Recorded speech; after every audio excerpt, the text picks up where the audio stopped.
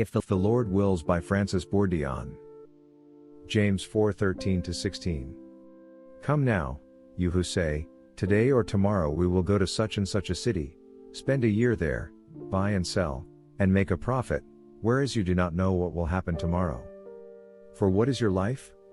It is even a vapor that appears for a little time and then vanishes away. Instead you ought to say, if the Lord wills, we shall live and do this or that. But now you boast in your arrogance. All such boasting is evil. A sickbed teaches many lessons.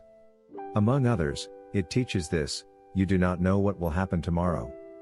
For a sickbed cuts short many a work and brings to nothing many a plan and makes a total change in many a life. It is not only the aged and infirm who have to do with the sickbed. Many a man in his prime is laid there, many an active, busy person, full of life and strength, is suddenly smitten with illness and taken away from all his earthly concerns. All the work he had planned for this time must be left undone. All that he thought he would be so busy in, he can have nothing to do with.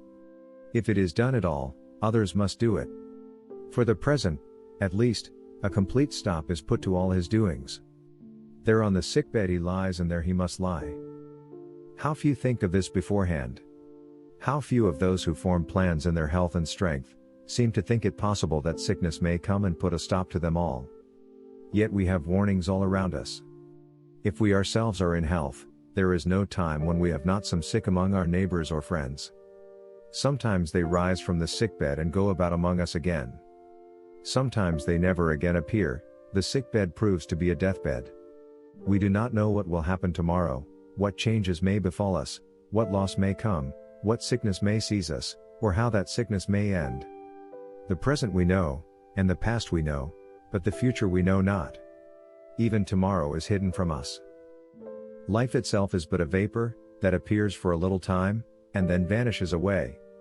Like the mist on the mountains, which the rising sun quickly disperses, or like the curling smoke, caught and scattered by the breeze as it issues from the chimney top. At the longest, life is but for a little while, but often it is cut short in its prime.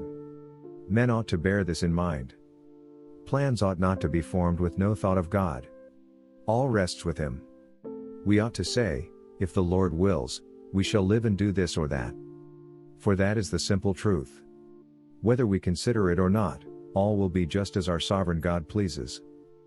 This need not make us unhappy or interfere with the business of life. If we are God's loving children, then we shall rejoice to think that all our concerns are ordered by Him. If we are walking in the way in which God would have us to walk, then we have but to go straight on, fearing nothing.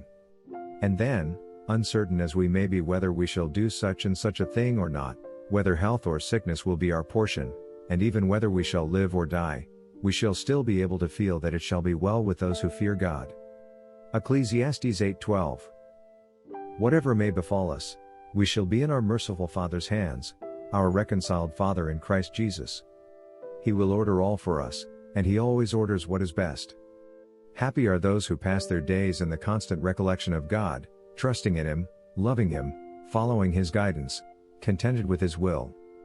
They have committed their souls to their Redeemer in humble faith, and all their lesser concerns they now cheerfully leave to God.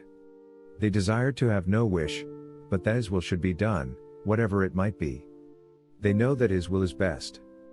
They believe that He loves them. They are sure that what He does, will be perfectly right and wise and good. What more can any desire for peace, contentment, or happiness?